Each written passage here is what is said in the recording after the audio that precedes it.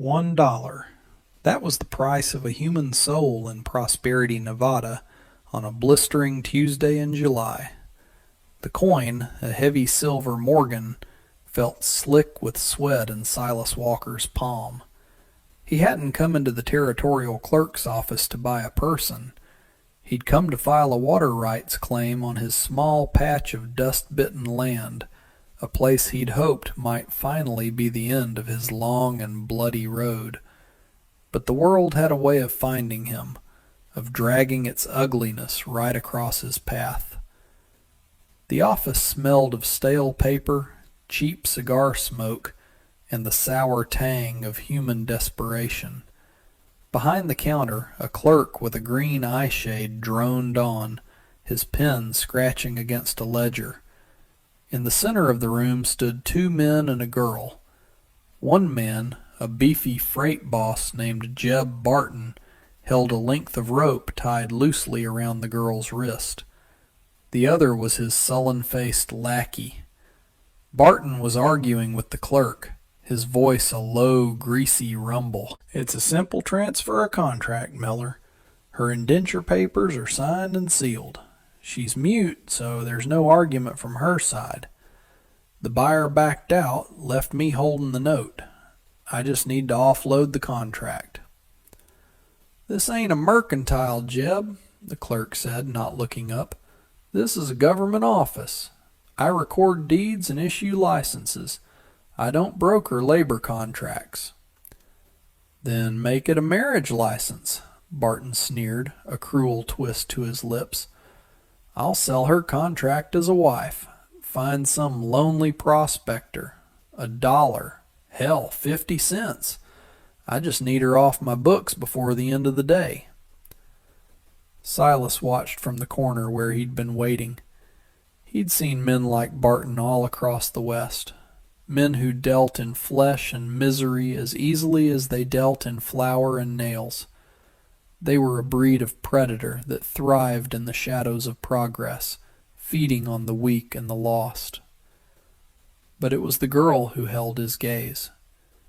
She was young, maybe 18. She wore a simple, high-collared dress of gray cloth, a cheongsam that looked out of place and worn thin from travel. She stood perfectly still, her hands clasped in front of her, her head slightly bowed. She was small, fine-boned, like a bird that had forgotten how to fly. But it was her eyes that stopped the air in Silas's lungs. When she lifted her head for a fleeting moment, her gaze swept the room, not with fear, but with a flat, chilling emptiness. It was the look of someone who had seen the bottom of the world and found nothing there worth holding on to. Silas had that same look in his own mirror most mornings. $1 it is, then," Barton said loudly, looking around the room, his eyes daring any man to step forward. "Any takers? Docile, hard worker, won't talk your ear off."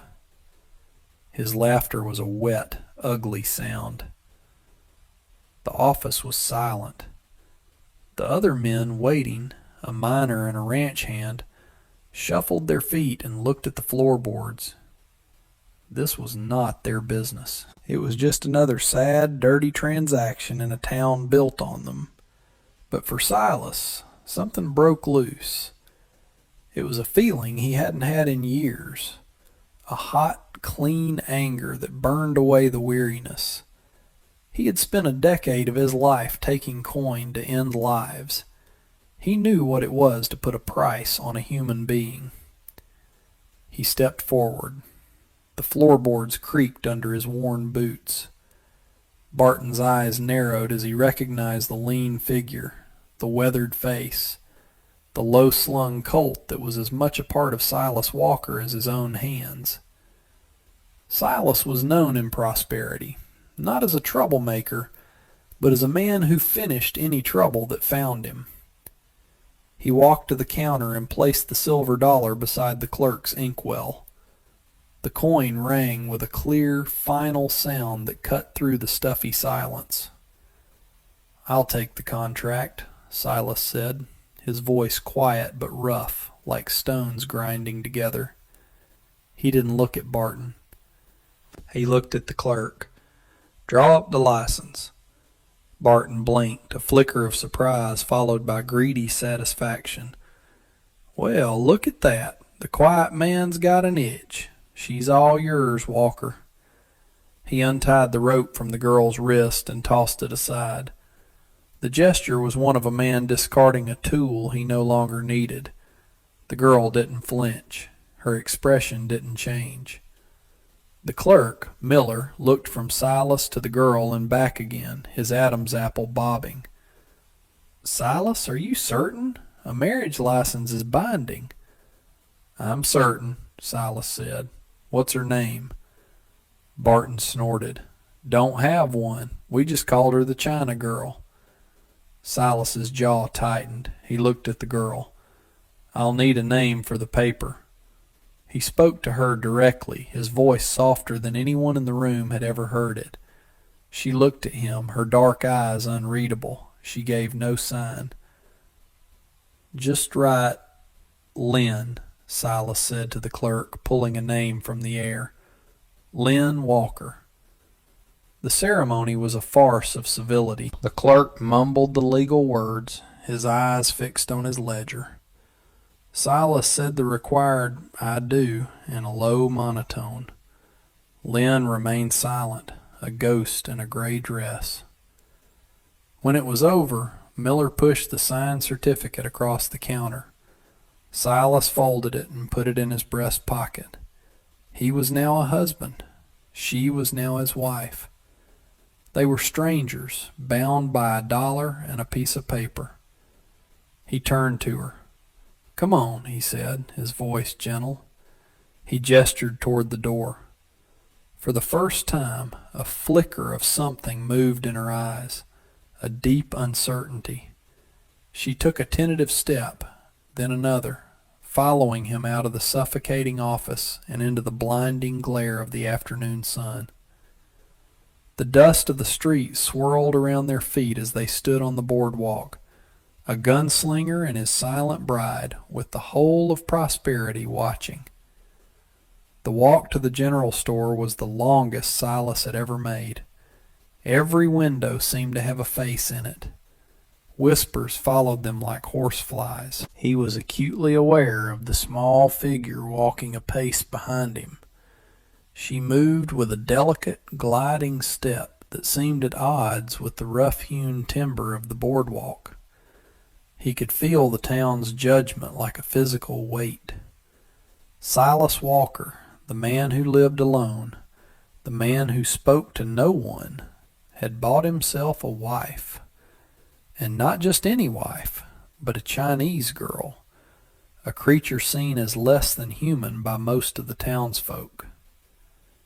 He pushed open the door to the mercantile, a bell jingling overhead. The place smelled of coffee beans, cured leather, and salt pork. He needed supplies, but his mind was a blank. What did she eat? What did she need? He had lived on jerky, beans, and bad coffee for so long he'd forgotten how to provide for another person. He started with the basics: a sack of flour, beans, rice, a slab of bacon. He paused by a bolt of blue calico cloth, the color of a twilight sky. He imagined it as a dress, something other than the sad gray garment she wore. He hesitated, then moved on. It was too soon for such things. He was paying the proprietor, a grim-faced man named Henderson, when the bell above the door jangled violently. Jeb Barton and his 2 men filled the doorway, blocking the afternoon light.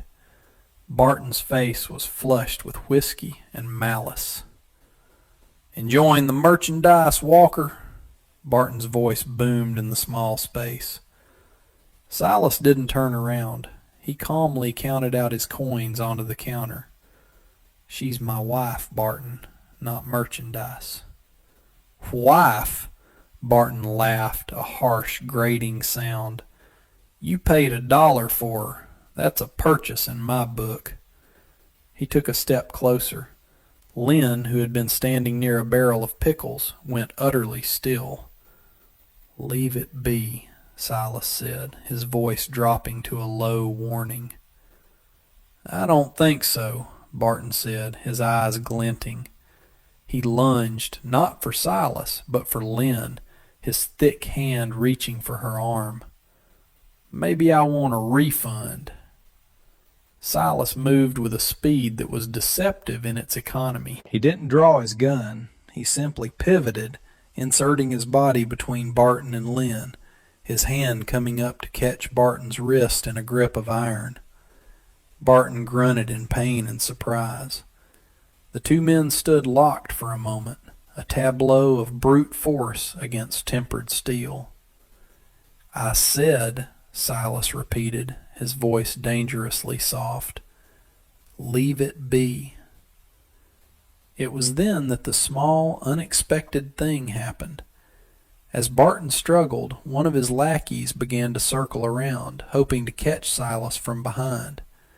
He moved quietly, his hand reaching for the hilt of a knife tucked in his belt. No one saw him but Lynn. Her eyes, which had been wide and fixed on Barton, darted to the side. With a movement so subtle it was almost invisible, she shifted her weight and nudged a tall, precariously stacked pyramid of canned tomatoes with the toe of her cloth shoe. The cans came crashing down with a deafening clatter, rolling across the floorboards. The lackey, startled, jumped back and tripped over one, sprawling onto his back with a curse. The sound broke the tension. Silas used the distraction to twist Barton's arm behind his back, forcing him to his knees.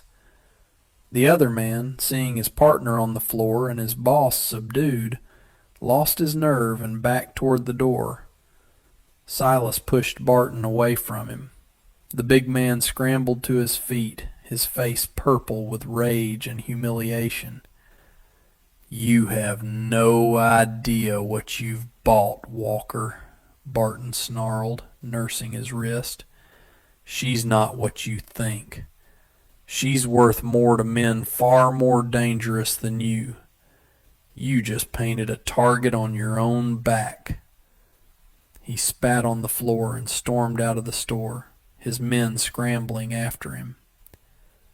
The mercantile was silent again, save for the sound of a few tomatoes slowly rolling to a stop.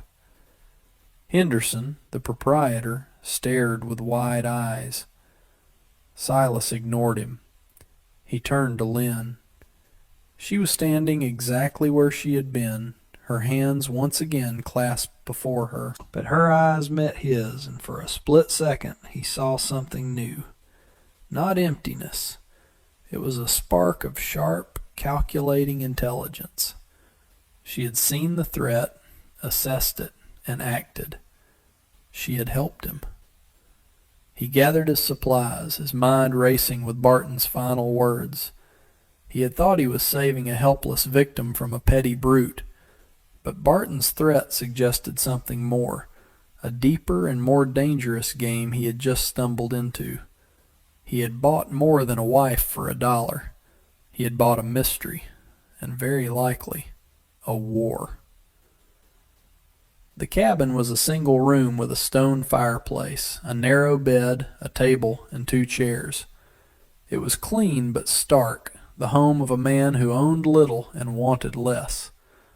Dust motes danced in the shafts of late afternoon sun slanting through the single window. Silas set the supplies on the table. The silence between them was vast and heavy. He didn't know the etiquette for this.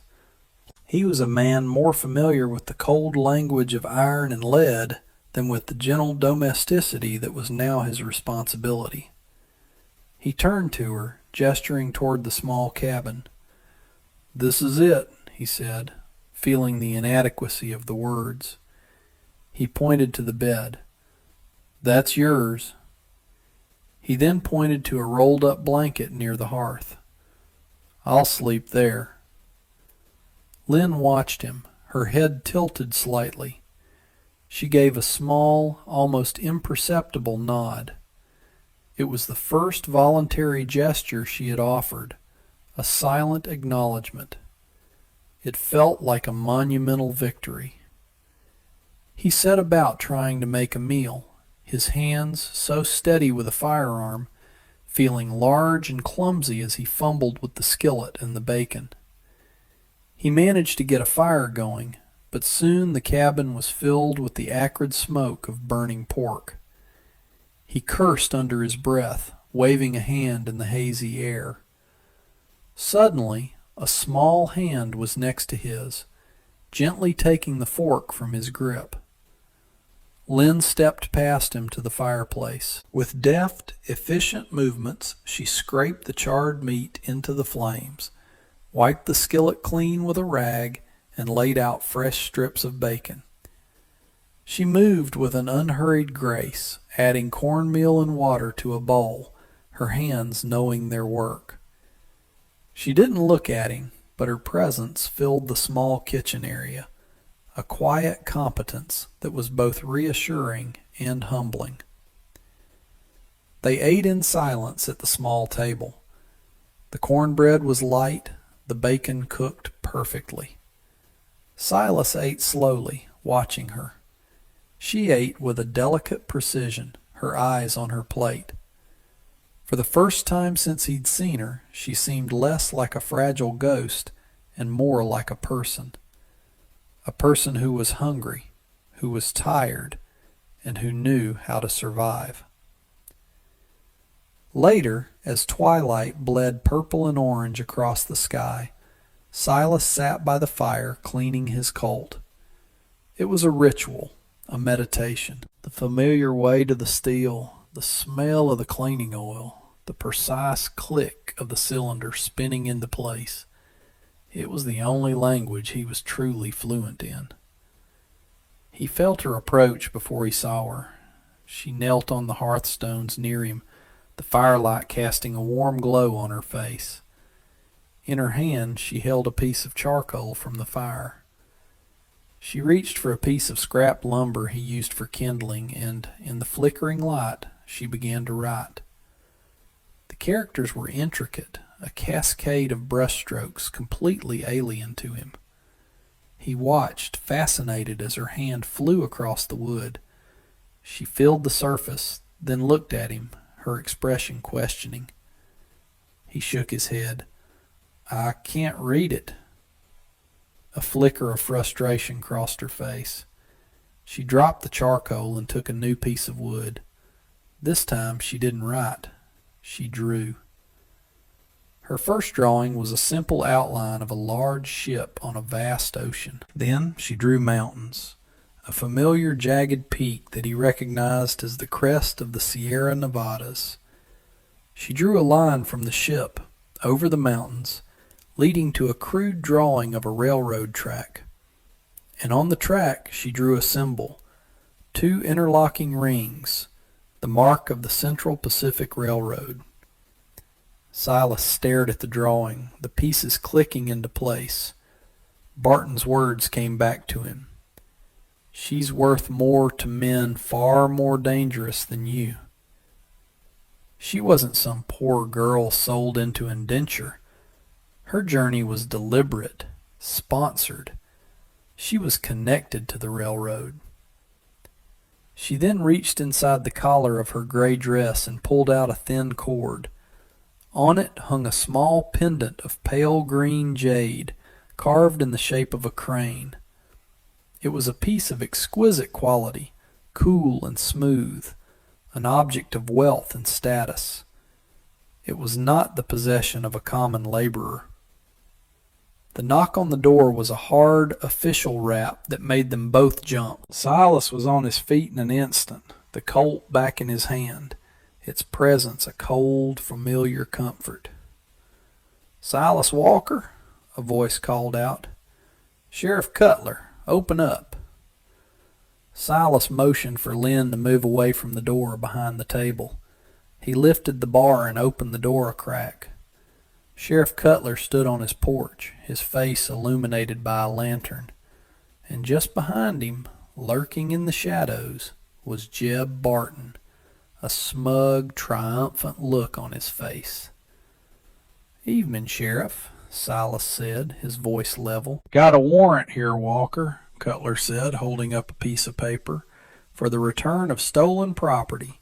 That Chinese girl you married today, she's the property of the Central Pacific Railroad. Barton here is their contracted agent."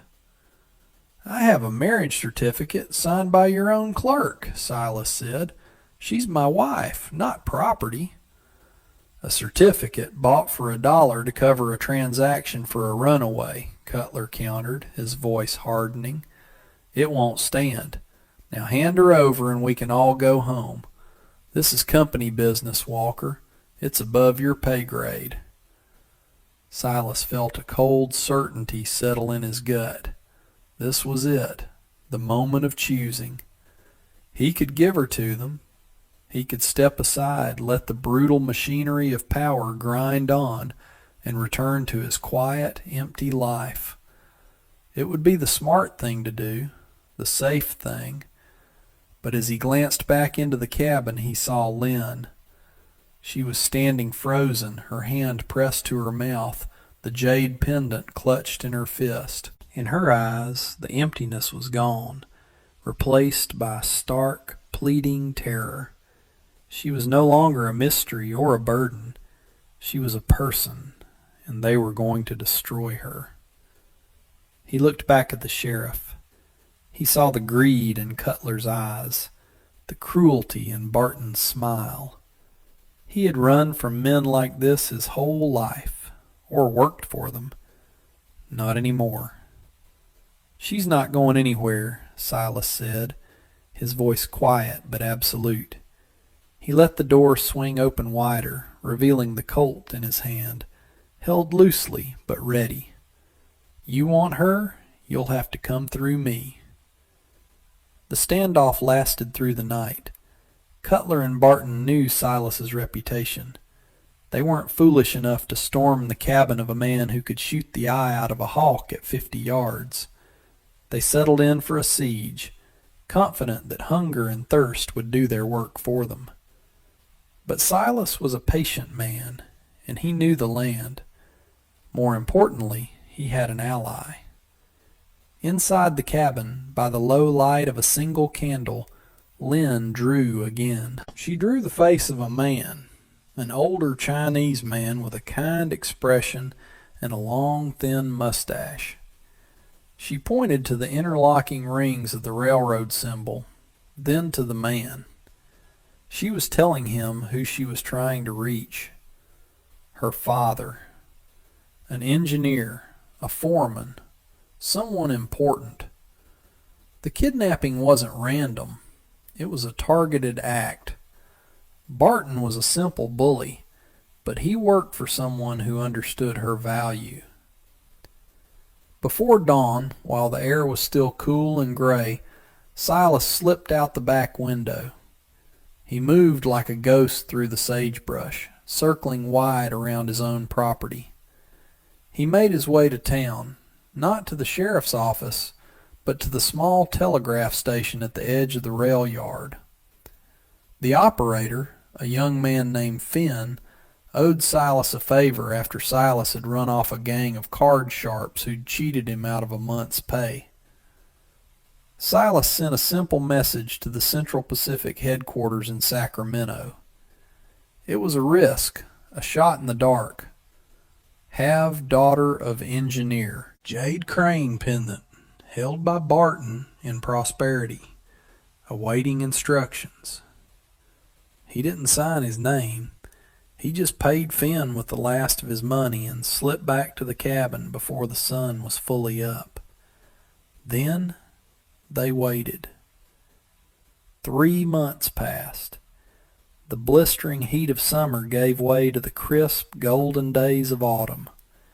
The sagebrush turned a silvery gray, and the air held the clean, sharp scent of pine from the distant mountains. The cabin was no longer a stark shelter, but a home. A blue calico curtain, the same bolt of cloth Silas had hesitated over, now hung in the window.